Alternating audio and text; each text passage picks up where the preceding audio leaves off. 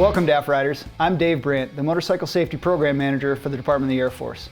Today we're talking about riding environments and being prepared to ride.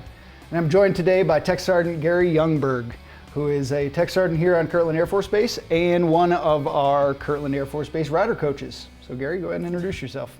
Thanks, Dave. Hi, I'm Tech Sergeant Youngberg. I work at the DAF RCO FSU here on base, just a little unit on the other side. And yeah, just here to share some experience with you. So today we're talking about planning and preparing for rides. The last 24 hours has shown us that it's pretty important to be prepared for a ride here in Albuquerque. It's gone from the mid-60s down to freezing and snow and ice everywhere, closing things down. So it's important to be prepared. I don't think that our trip a few weeks ago we probably planned for as well as we could have. So we want to talk to you about that today, about being ready for long trips and what you should think about and consider before you go out there. So we're going to talk about some gear, right? Mm-hmm. Let's start with gear. Yeah. So when we were headed there, one, we made sure that we had the right gear. We did. We had some cold weather gear. We understood we were going up in some elevation. We had the right gear. I think we had the right emergency stuff on our bikes for the most part.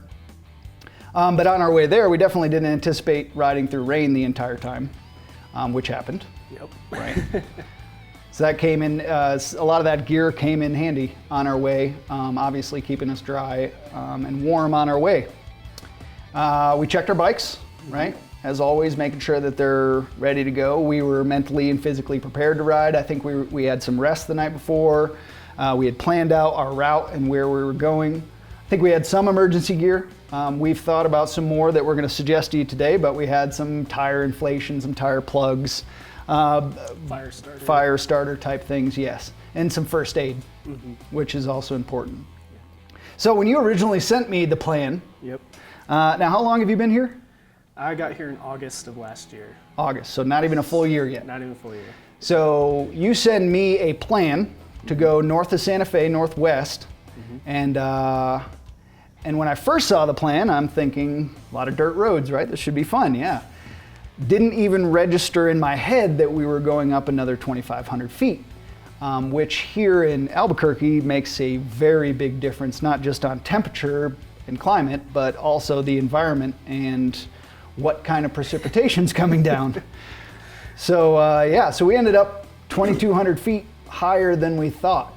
And that's something I should have, because I've been here for a while, I should have looked at and didn't even think about. So, and obviously not something that you looked at too much. No, because I had just done that, a little road trip in that area, the Cuba, New Mexico area, and taken that road, and I was super stoked to show it to you.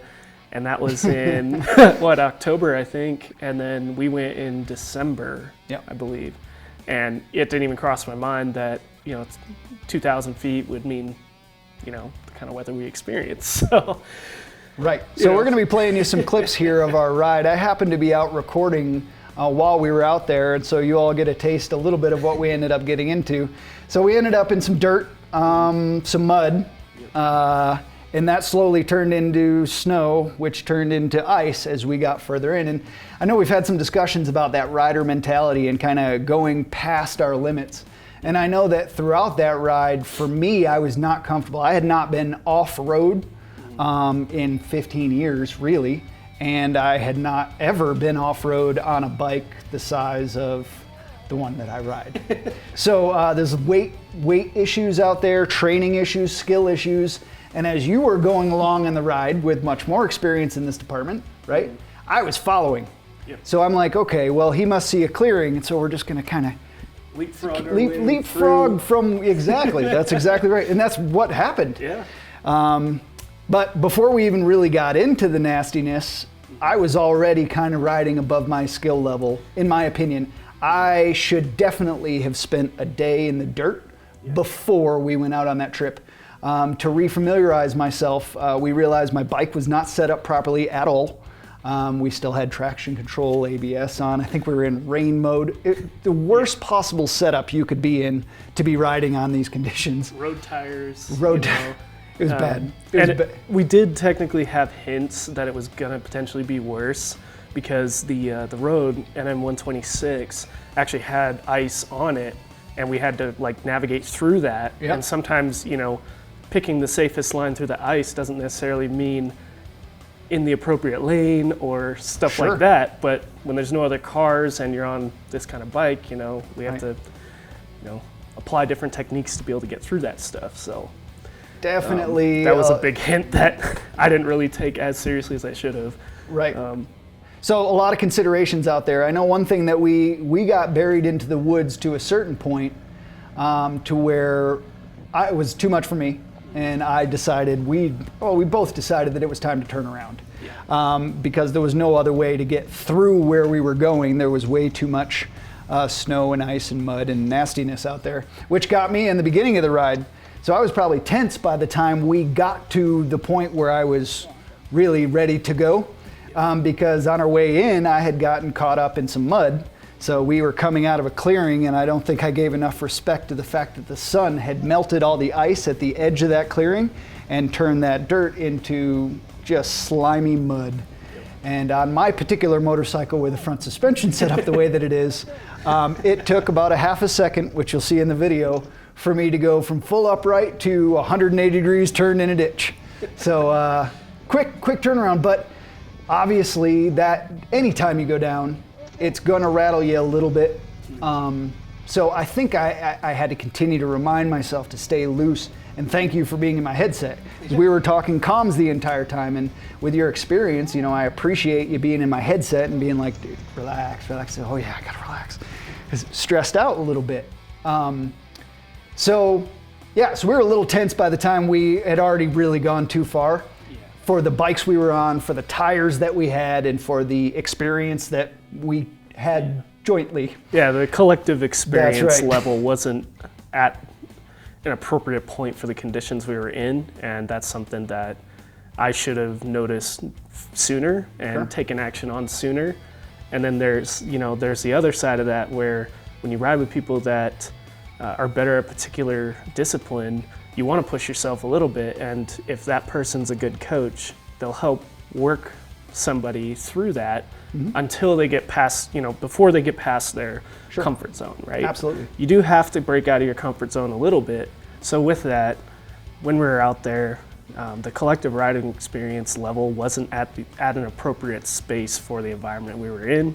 Fact. And that was on both of us, right? Fact. I mean, even for me, it was not it's not the conditions I would have chose to ride in, but I really wanted to challenge myself. But I think I also got a little bit more, how do I want to say this? You definitely got ahead of me. Yeah. I think your experience out there spoke to your ability to push a little further. And I don't think either of us paid enough respect to my inexperience with consideration of time. I mean, again, I hadn't been out there in forever on these things, and a dirt day would have been very good before we ended up out there. So, but either way, we ended up pushing past those limits a little bit instead of pushing to the limits where we can actually work on control of our skills and things. And I think, at least for me, I know I was a little beyond my skill out there. So going out on Sundays and riding in the dirt the last few weekends has really helped to refamiliarize those feelings that I had completely forgot. It took me about 5 minutes out there to be like, oh yeah, you can slide the rear tire, you can lock the front, there's a lot of things you can do in dirt that we don't do on the asphalt. And again, we've spoken about it before. If you're not improving your skills, then they're declining. Exactly. Skills are always moving, and it's up to you to make sure that they're moving in the right direction. And so we had our little incident, we went a little too far, and then we went out and got back on the dirt. And now it's a completely different riding experience where the comfort level, because the skill, has risen. And so it's a lot easier to do. So, it's important to prepare, right? And I mean, that's what we're talking about, these riding environments that can change, and being prepared while we're out there. So the few things we realized that we could have used out there and we didn't have was a GPS phone, because we had no reception by the time we got where we were, and tires, right? The appropriate tires for that environment, which neither of us had. So just some considerations to think about your riding environments and where you're going, and making sure that it's not just about T-clocksing your bike, but it's also about making sure that you have the right equipment on that bike for the ride that you're going on. I think is the biggest takeaway for that. So when should you turn around? And that's a really good question. When do you know you're pushing too far past your own limits? Like, how do you recognize that this is too much for me, or I need to take a break? Because I know in riding we tend not to do that. We tend to keep up because we're always trying to stay as cool as the rider in front of us, or show it we're as good as the rider in front of us. And I think a lot of it goes back to the idea of ride your own ride, right? Definitely. And making sure that the group that you're going to go out with, that there's a clearly established communication and boundary in that sense. So that's something that you and I could have done beforehand. Absolutely. And if they're, safe word is kind of a weird way to put it because, but if it has to be like that, use a safe word. I like use it. a safe word. Like, hey, if Dave Wisconsin, said, I'm out. yeah, right? It's too much. Yeah. I do want to throw something out there. When you did go down, we took a break and we recollected, right? And it's one of those times that in just about any kind of activity, sports or whatever, if you fall down, you get hurt, whatever, you can't let that hold you back, right? So to me, the coach side kind of kicked in. I was like, okay, let's take a break, let's recollect, get everything back, and then I want you back on the bike, at least for a little bit. And then and then you dragged me into hell, so and thanks then for that. Right? And so, and I've had people, my mentors have done that, too. And I think where I could have just maybe turned us around, and that would have been the better move, is after the fall, just turn us around instead of going deeper. We definitely knew there were some other roads we could have gone back on that probably wouldn't have been as bad as what we didn't know. It was the unknown that we thought we were getting into some riding that we were hoping to be in. That just didn't happen. And so I think it's tough. It's tough to realize when you're at that point or that you're getting into too dangerous of a situation. But it's important to think about out there. And maybe if you're riding with someone and you're going into these environments that are a little more austere and you don't have the help available to you should something go wrong, that maybe there should be a little more communication and a little bit more just, this isn't a big deal. We can bail and hit another road. So it's just that thought process and being open about it. And I think it's also very important to just admit, hey, this is beyond me right now. Yeah. And I'm okay with that. You don't have to be the best rider, the fastest rider. You want to be as skilled as you can be as a rider, which means, again, you're growing those skills, not just twisting a throttle, right? Yep. Right. So lessons learned. We learned planning. We got to do a little better planning. We got to pay attention to our elevation, where we're going, and the time of year. Yep. Where we're at environmentally. We also need to know exactly where our waypoints are going to be. And I think it's important, we didn't do that. We didn't have waypoints, and we didn't set up checkpoints where we can call either a spouse or a friend or significant others, anyone who would know where we're at, and if we hadn't checked in by a certain time, that maybe it's time to start finding some help for us. So that's definitely something I want to do in the future and for any of these longer rides.